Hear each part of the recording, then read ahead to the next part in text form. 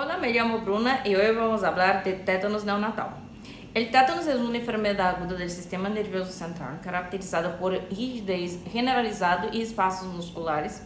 Y el tétanos está causado por una bacteria formadora de esporos, cuya forma vegetativa excreta una potente neurotoxina, la tetanospamina.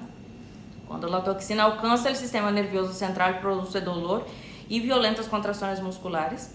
La rigidez muscular afecta primero la mandíbula y el cuello y después los músculos del tronco, y las contracciones musculares producen los espasmos faciales conocidos como trismo y risa sardónica, y la posición del cuerpo en opistótonos. A pesar de que se dispone de vacunas muy eficaces, el tétanos continúa siendo un problema de salud pública en muchas partes del mundo.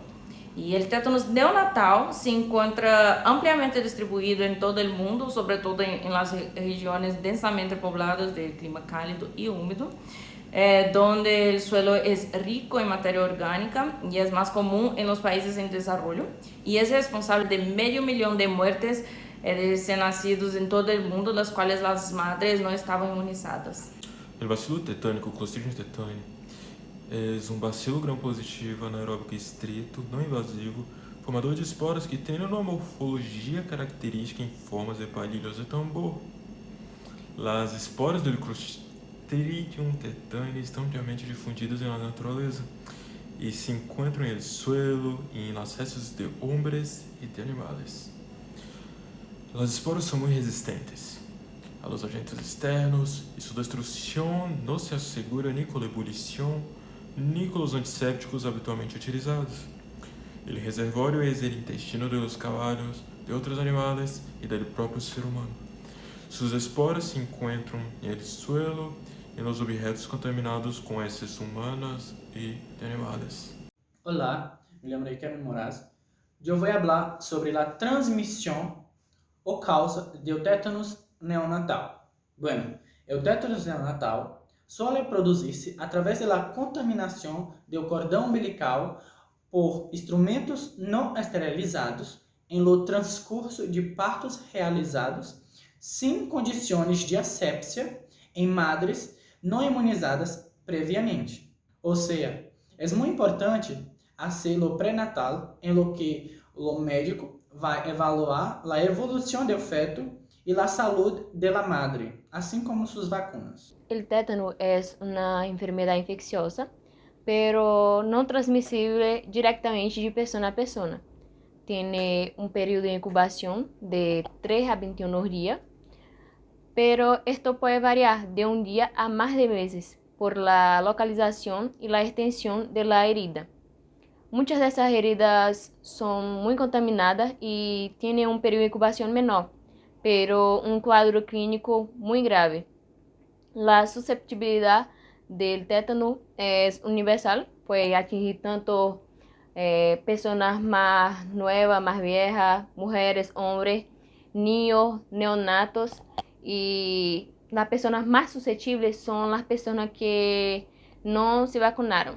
Olá, sou Victor Hugo e vou falar sobre os sintomas do tétanos neonatal.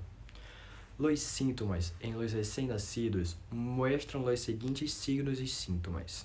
São eles como o choro excessivo, a dificuldade para succionar e abrir a boca, a irritabilidade, quando há febre pero es baja, a contração muscular ao manipular ou a espontaneidade, rigidez de extremidades em los braços e em las piernas, y también la rigidez abdominal.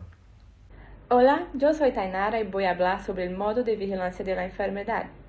Bueno, en el criterio clínico del tétano, la persona presenta al menos 2 de las 3 manifestaciones siguientes: contracciones musculares dolorosas, principalmente del macetero y de los músculos del cuello y de la nuca, que producen espasmos faciales conocidos como trismo y risa sardónica.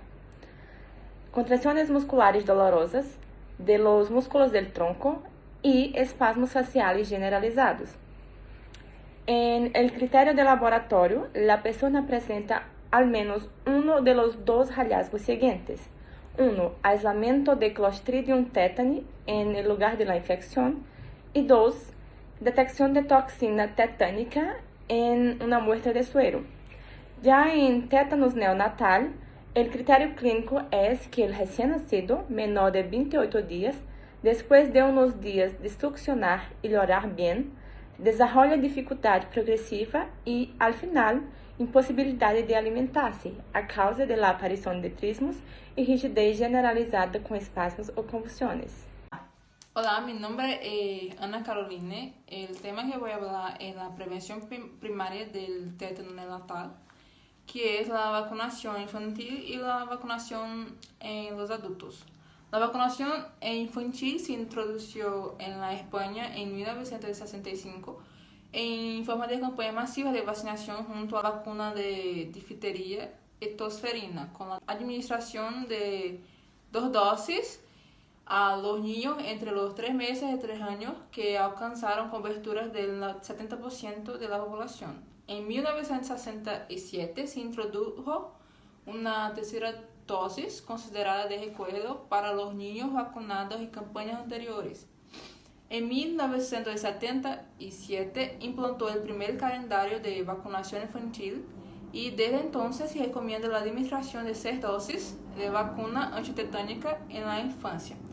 El calendario actual de vacunación, aprobado por el Consejo Interterritorial del Sistema Nacional de Salud en 2012, recomienda la administración de vacunas de tétano a los 2, 4 y 6 meses, a los 18 meses, en los 6 años y 14 años. Vacunación frente a tétanos y difteria de los niños en los que están contraindicados la vacuna de tosferina. Se recomienda TD en sustitución de TPA. Las recomendaciones de vacunación de adultos frente a difteria y tétanos fue actualizada en 2009, que son: los adultos correctamente vacunados según las pautas de vacunación infantil tienen que tomar una única dosis a los 65 años. Los adultos no vacunados o parcialmente vacunados deben, ante vacunaciones incompletas, no reiniciar la vacunación. En cualquier caso, se recomienda administrar la primera dosis tan pronto como sea posible. Olá, meu nome é Elizabeth. Vou dar continuidade ao trabalho com a prevenção secundária, manejo de heridas. Las recomendaciones de profilaxis antitetânica en los casos de heridas son: tener antecedentes de vacunación con menos de tercera dosis o desconocida en herida limpia, tiene que completar la vacunación, pero no recibe la inmunoglobina antitetánica. Ya en casos de herida tetanígena, tiene que completar a vacunación y sí recibe la inmunoglobina antitetánica. Ya en tercera o cuarta dosis, no necesita completar la vacunación, pero tiene que administrar una dosis si hace más de 10 años desde la última dosis y no recibe antitetánica. Y en los casos de herida tetanígena, no necesita completar la vacunación, pero si tiene más de 5 años desde la última dosis, tiene que administrar una dosis más. Y no recibe la inmunoglobina antitetánica. En los casos de 5 dosis o más, no necesita completar la vacunación y también no recibe la inmunoglobina antitetánica en los casos de herida limpia, pero en la herida tetanígena, que es en los casos más graves, no necesita completar la vacunación, pero si hace más de 10 años de la última dosis, valorar la administración de una única dosis adicional en función del tipo de herida, si es más grave o no. Y también no necesita da inmunoglobina antitetánica. Para a prevenção do tétano neonatal, é necessário utilizar o método mais eficaz, que é a vacinação de mulheres antes da idade reprodutiva. Pero em los casos de mulheres embarazadas que aún não han se vacunado, lo que deve ser hecho é a vacinação, pero solamente después do terceiro trimestre de embarazo, com 2 doses em um período de 4 semanas. E a segunda dose deve ocorrer entre a 25ª hasta a 32ª semana de embarazo para que o feto tenha uma boa proteção. E mesmo depois do parto, esta mulher deve continuar vacunando-se hasta completar a 5ª dose da vacuna. Em los casos de contaminação de tétano, lo que debe ser hecho es la investigación para saber la causa de la herida. Este niño debe vacunarse, pero no necesita estar aislado. Y en los casos de brote de tétano, lo que debe ser hecho es la investigación para saber si hubo o no la contaminación parenteral a través de drogas ou outras substâncias.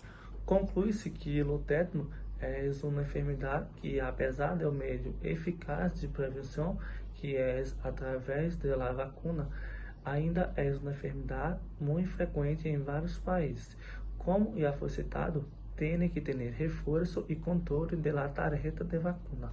E o tétano neonatal é uma enfermidade que acontece devido ao trabalho de parto, sem adequada asepsia, os materiais de corte como as tijeras e o bisturi. Com isso, deve procurar um hospital adequado para atender seu parto. Assim, iremos prevenir essa enfermidade e teremos recém-nascidos com melhor qualidade de vida. Muitas graças por la audiência e visitem a página da Universidade UCEBOL para visitar a feira científica.